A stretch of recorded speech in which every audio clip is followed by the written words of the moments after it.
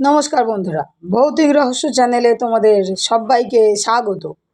আজকে আমি তোমাদের জন্য যে গল্পটি নিয়ে এসেছি, গল্পটি হচ্ছে ভূতের বিপদ, যোগেন্দ্রনাথ সরকার। তাহলে চলো বেশি দেরি না করে গল্পটা শুরু করা যাক। আমার বাড়ির পশ্চিম দিকে মস্ত একটা দিঘি, তার চারিপাড়ে বড় বড় অশ্বত্থ, বট, তাল ও তেঁতুল গাছ মাথা উঁচু করিয়া রহিয়াছে। ইহাদের মধ্যে দক্ষিণ পশ্চিম কোণের তেঁতুল গাছটার মতো অত বড় গাছ আমি আর কোথাও দেখি না। উহা যেমন উঁচু তেমনি ঝাঁকড়া। লোকে বলে গাছ নয়, যেন ভূতের বৈঠকখানা। প্রতি রাত্রে আশপাশের চারিদিক হইতে দলে দলে ভূত আসিয়া উহাতে জড়ো হয় এবং নাচ গান আমোদ আহ্লাদে সারা রাত কাটাইয়া ভোরের বেলায় যে যাহার বাসায় ফিরিয়া যায়। অন্ধকার রাত্রিতে সেই তেঁতুল গাছে ভূতের বাজার বসে বললেই হয়। বিশেষত কালী পূজার রাত্রিতে তাহাদের উপদ্রব ভয়ানক বাড়িয়া যায়। তখন খুব সাহসী লোকেও গাছটার ত্রিসীমানায় ঘেঁষিতে চায় না। একবার গ্রামের একটা দুষ্টু ছেলে নাকি কালী পুজোর দিন তেঁতুল পাড়িতে গিয়া ভূতের হাতে মারা পড়িয়াছিল। ছোটবেলা হইতে শুনিতে শুনিতে আমার মনে এমন একটা ভয় দাঁড়াইয়া গিয়াছে যে এখনো দিনের বেলাতেও সেই গাছের নিকট দিয়া যাইতে হইলে ভয়ে বুক ধড়ফড় করিতে থাকে। আমাদের গ্রামে অতুল নামে একটি ছেলে ছিল। ভূতের কথা উঠিলেই সে হাসিয়া উড়াইয়া দিত, বলিত, ওসব গুজব, গাঁজাখুরি। গণেশ ও গোপাল নামে তাহারা দুই বন্ধু ছিল। তাহারা কিন্তু প্রাণ গেলেও সেই গাছটার দিকে যাইতে চাহিত না। এই তিন বন্ধুর মধ্যে ভূতের কথা লইয়া প্রায়ই মহাতর্ক উপস্থিত হইত এবং অতুলের সহিত এক বিষয়ে তর্ক করিয়াছে। কতবার বিশেষ বিশেষ প্রমাণও দিয়াছে, কিন্তু কিছুতেই অতুলকে ভূতের অস্তিত্বে বিশ্বাস করাইতে পারে নাই। একদিন এইরূপ তর্ক করিতে করিতে অতুল বলিল, আচ্ছা, কালী পুজো তো আসছে, এই সুযোগে ভূতের সঙ্গে আমার পরিচয় করিয়ে দিও। যদি সত্যি সত্যি ভূত দেখাতে পারো, আমি 50 টাকা দেব, কিন্তু যদি না পারো তবে 3 সত্যি করো যে আর কখনো ভূতের কথা নিয়ে মিছামিছি তর্ক করবে না। অতুলের কথা শুনিয়া গণেশ বলিল, বেশ কথা, এবার তোমাকে নিশ্চয় ভূত দেখাবো, তখন মজা টের পাবে।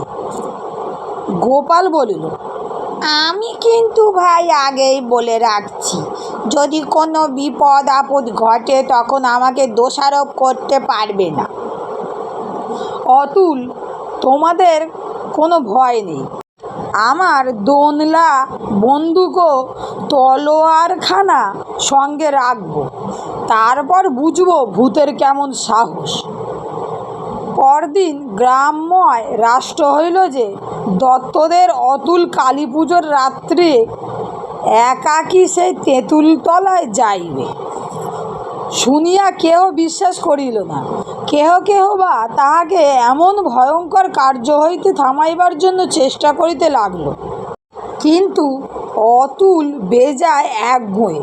সে যাহা করিবে বলিয়া মনে মনে স্থির করে, কাহারও সাধ্য নাই যে তাহাকে বাধা দেয়। অবশেষে কালী পূজার রাত্রি 11:30টার সময় সেই তেঁতুল তলায় সে উপস্থিত হইল। কি ভয়ানক সে স্থান, আর কি অন্ধকার! বন্ধু দুইটিকে বাড়ি পাঠাইয়া দিয়া সে একবার ভালো করিয়া বন্দুক ও তলোয়ারখানি পরীক্ষা করিল। তারপর ধীরে ধীরে গাছতলায় পায়চারি করিতে লাগিল। ঘন্টার পর ঘন্টা এইভাবে কাটিল, তথাপি ভূতের দেখা সাক্ষাৎ নাই। তারপর রাত যখন আন্দাজ 3টা, সেই সময় হঠাৎ তাহার মনে হইল কে যেন ডালের ওপর বসিয়া রহিয়াছে। তখন অন্ধকার অনেকটা কমিয়া আসিয়াছিল। অতুল স্পষ্টই দেখিল সাদা ধপধপ কাপড় পরা একটা মূর্তি।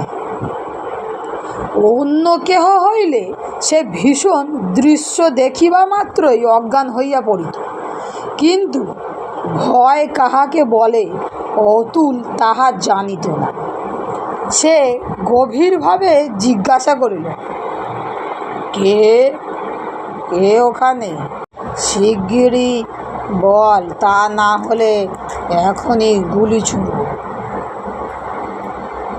অতুলের কথায় ভয় পাওয়া দূরে থাক, বোধ হইল যেন মূর্তিটা ক্রমশই নামিয়া আসিতেছে। তখন বন্দুক ওঠাইয়া অতুল গুলি ছুড়িল, কিন্তু তাহাতেও ভ্রক্ষেপ না করিয়া সেই মূর্তি আরও খানিক নামিয়া আসিল। অতুল আবার গুলি ছুড়িল, তথাপি কিছু হইল না। মূর্তিটা নামিতে নামিতে শেষে একটা নিচু ডালে আসিয়া বসিল। ক্রমান্বয়ে 2টি গুলি ব্যর্থ হইতে দেখিয়া অতুল বিশেষ আশ্চর্য হইয়াছিল। তাই রাগের বশে তলোয়ার ওঠাইয়া সজোরে আঘাত করিল। হায় হায়, কি সর্বনাশ! আঘাত করিবা মাত্র সেই মূর্তি চিৎকার করিয়া মাটিতে লুটাইয়া পড়িল। অতুল ছুটিয়া আসিয়া দেখিল আহত লোকটি তার প্রিয় বন্ধু গণেশ। অতুল তাড়াতাড়ি ক্ষতস্থান চাপিয়া রক্ত থামাইতে চেষ্টা করিল, কিন্তু তাহাতে বিশেষ কোনো ফল হইল না। অতুলকে গাছতলায় রাখিয়া গণেশ ও গোপাল বাড়ির দিকে গিয়াছিল, কিন্তু আসলে বাড়ি না গিয়া তাহারা অন্য দিক দিয়া আবার সেই স্থানেই ফিরিয়া আসিয়াছিল। আগেই তাহারা লুকাইয়া বন্দুকের গুলির বদলে কতগুলি কাগজ ভরিয়া রাখিয়াছিল। তাই গণেশ গাছের ওপর উঠিয়া ভূত সাজিয়া কৌতুক করিতে ভয় পায় নাই। তাহারা মনে করিয়াছিল পরপর 2টি গুলি ব্যর্থ হইতে দেখিলে অতুল নিশ্চয় পলায়ন করিবে, কিন্তু সে যে সত্যই তলোয়ার খুলিয়া তাহাদিগকে আক্রমণ করিতে পারে, এ কথা কেহ মুহূর্তের জন্য ভাবে নাই। তাই গণেশের 2 টুকরা হইবার কথা, কিন্তু তাহারা কপালগুণে তলোয়ার গাছের একটা ডালে আটকাইয়া যায়। তাই আঘাত তেমন সাংঘাতিক হইতে পারে নাই। যথা সময়ে ডাক্তার আসিয়া ক্ষতস্থান পরীক্ষা করিলেন। তাহার আশ্বাস বাক্যে অতুল ও গোপালের উৎকণ্ঠা অনেকটা কমিয়া গেল। তাহারা প্রাণপণ যত্নে বন্ধুর সেবা শুশ্রূষা করিতে লাগিল। কিছুদিন দারুণ যন্ত্রণা ভোগ করিয়া শেষে গণেশ সম্পূর্ণরূপে আরোগ্য লাভ করিল। বন্ধুরা, গল্পটি এই পর্যন্তই, আর এর পরের অন্য গল্প নিয়ে খুব শিগগিরই তোমাদের সঙ্গে দেখা হবে।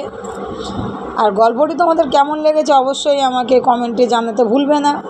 ভালো লেগে থাকলে বন্ধুদের সঙ্গে শেয়ার করে, চ্যানেলটিকে সাবস্ক্রাইব করে, লাইক করে আমার পাশে থাকো নতুন গল্প পাওয়ার জন্য। তাহলে দেখা হচ্ছে নতুন কোনো গল্প নিয়ে অন্য কোনো দিন। আজকের মতো বিদায়।